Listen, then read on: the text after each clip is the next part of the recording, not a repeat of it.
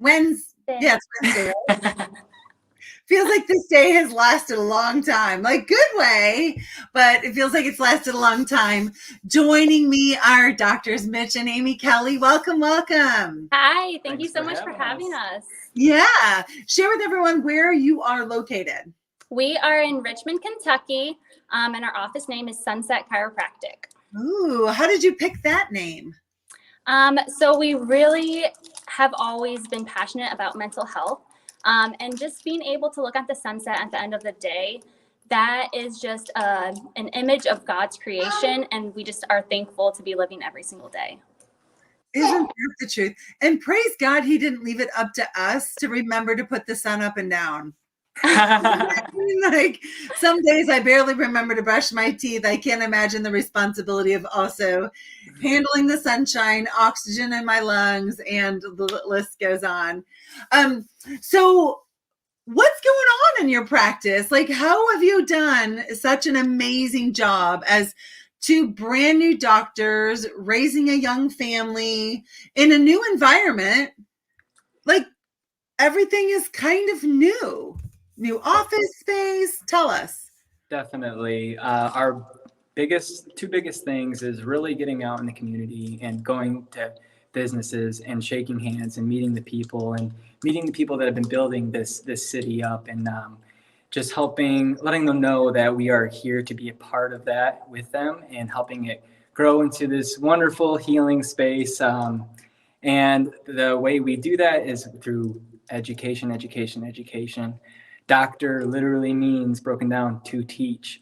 And if we are not teaching our patients, if we are not helping them understand everything, that when they come into us and they ask questions, or what we're doing, we explain everything and make sure that they have a good understanding, make sure that they're just not nodding their head and like, I don't know what you're talking about. We have conversations, we make sure, break it down in different fashions, so just everybody understands. And that's the biggest thing that we've been getting is no one's ever taken the time to explain this to me. No one's ever broken it down like that before. No other chiropractor has made it so simple as what you just said. So making it very easily relatable, making it, just simple and plain for absolutely everybody to get is just so important. Mitch, what's your trick in doing so? Or like, what do you tell yourself before you start in that conversation? Because many times we're super guilty, I think, especially when we're new in practice, of diarrhea of the mouth. Like, sit down, pour yourself a big tall glass of water because I'm gonna get started. So there's times where I'm smiling and I'm talking and I'll stop and I'll be like, I'm so sorry that I get so excited about what I'm talking about. Like, no, I love your passion. So being real in those moments and letting myself kind of get away. It's not that I'm like overly explaining it. They can tell I'm really excited. And then there's times where I'll just stop, and the pause is super important. Sitting there, taking a moment to think, gather your thoughts, and just compose yourself for that next sentence. And that's an important gateway to the next part of the conversation, or connecting one piece to another. It's just, for me, it's just that pause and just being really intentional with that next moment you're having with that patient. I love that. You guys have probably heard me talk about it in the boot camp of being mindful, not to go like 1, 2, 3, 1, 2, 3, but like 3 statements and a question, and bring them back in, and to recognize, like, they're probably taking in, like Mitch just said, a lot of new stuff. Yeah.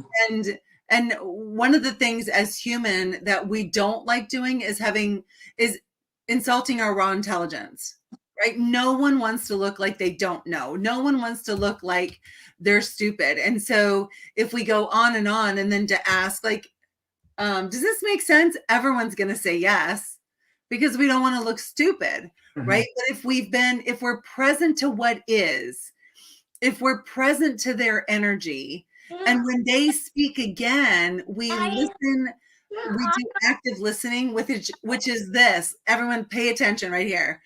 It's listening without agenda. right? Like how many times are we listening like, oh, I'm going to get in there with my jab. I just got to wait for them to take one little breath and then I'll get in. That's not active listening, and ain't nobody on the planet likes it when somebody else is listening in that manner. So getting out, I love what you said, Mitch. You said meeting people who have been building this community already. Mm-hmm. And I think of it like this. Make each touch as if it's a deposit that will stay there to compound interest, right? It's not a Coke machine where I put in a touch and out pops a referral, or I put in a touch and out pops an invitation to their event. Every single one is just a deposit for compound interest, a deposit for compound interest. And the reason I know you're doing it that way is it's working. Very cool. All right. So that was number one, be a part of your community. Amy, what's number two? I think Mitch already hit on it a little bit, but just being yourself and being real.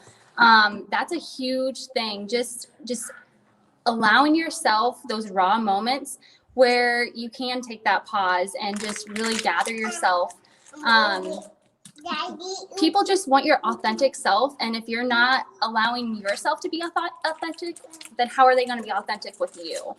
So just really reaching out and allowing ourselves grace and giving ourselves that authentic, real version of ourselves. Where do you find you're most triggered, or it would be easiest to be inauthentic? Oh, so I get a lot of like just social anxiety. And it's hard to calm that down, just get inside my own head and just say, okay, just calm down. Everything's okay. So I guess just when I'm in like big groups, that's when I am just more aware of everything and trying to make sure that everything is okay. Can I offer you some advice? Absolutely. So see a big group as still everybody is really just kind of talking one-on-one. Yes. I mean, for the most part, unless you're on a stage, you're not talking to a lot of people at one time, and it's always been interesting to me, like, people are like, oh, well, who's coming to the party? Mm-hmm. Why does that matter? Are you coming? Because I'm going to be here. And there's two people. So, and I was just listening to Effortless Success by Michael Neal, and one of his clients is a very well-known musician. And Mel Robbins talks about this too in her book, The 5-Second Rule. But we get to label things however we want to label them. Mm-hmm. Right? All of our experiences, we get to label them however we want them. Hey, Danielle.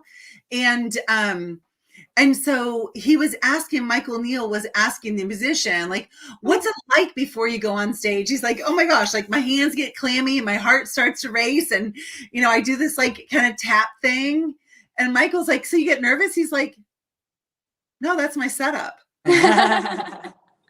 Right? So he just decided to label it like, this is what gets me going. Like my heart is racing and my hands are clammy and my stomach gets excited. It's my setup, right? So that anxiety that you feel before you're with people, whether it's one or a million, like, cool, this is my setup. Like big things are going to happen right now. I can't wait.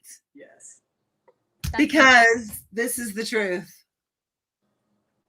Thinking creates your reality. That's right. Because thinking creates our reality. So, what advice do you have to other couples who are getting started on this road together? Because it's uniquely, I was going to say painful, but maybe that's not the right word. But it's like you like breathe the same oxygen 24/7. Like you see the same people, like all of that. Like what advice or what's working well for the two of you to still find joy as lovers, to still parent as a team, to like all of those roles and hats that you're wearing simultaneously. Because Danielle's with us too, and she and her husband are both chiropractors. Something I love about the boot camp, like there are a lot of husband-wife teams. Go ahead. So something that I think has worked very well for us is giving ourselves space and time alone, not just together. Like we don't need to do everything together, but if Mitch can just take Thatcher for a little while and give me some space just so that I can think clearly for a minute. Was that fun? And then also doing the same in return for Mitch. Just being able to give each other that time and that space to allow our thinking and our healing to happen when we're alone, but also when we're together. What would you say? Communication on top of that, making sure everything is clear across the board, and just really getting systems in place so we know like clockwork, this is going to happen like that, and just making sure we're on the same page with absolutely everything. So clear communication, definitely. Those systems, though, systems, like this is happening in 10 minutes, this is how it goes, and it's just like clockwork. Yeah. Like I said, it's been getting better and better, and we're really excited about it. You know, that is such an excellent point that you guys, you know, you're rookies, but you're talking like seasoned veterans of the importance of systems. That if he is seeing a new practice member and Mitch is not in the office that day, he has the confidence to be able to look at the new practice member log and know what happened with that new practice member. Was the welcome letter sent? Was this thing done? Was this thing done? And to really be able to be a team instead of being able, like just picking up pieces and wasting all kinds of time and energy. So absolutely, those systems just make life so much easier, and success is in the systems. I mean, really, really and truly it is. So as we sign off, what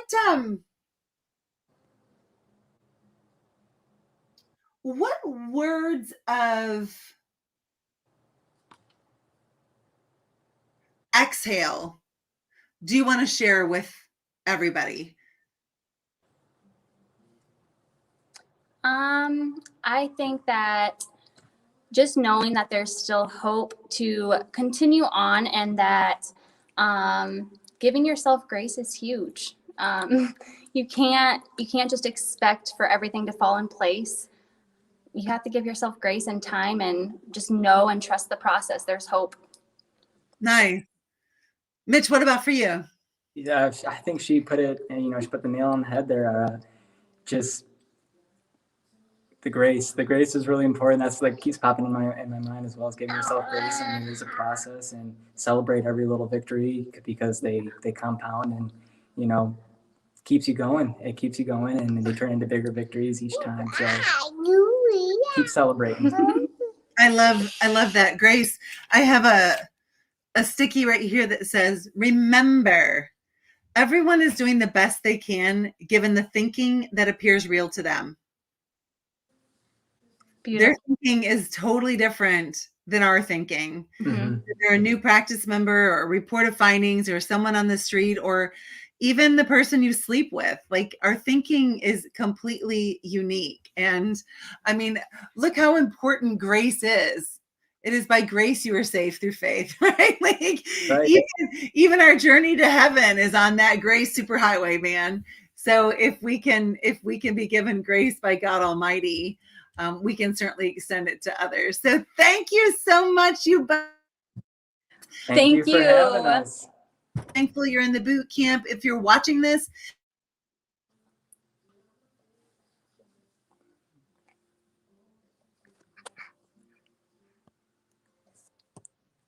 all right, we'll see you later. And Mitch and Danielle Monroe is also on here, and she'd be more than happy to connect with anyone as well. So thank you all. Have a wonderful evening. Bye. God bless you. Bye. Bye.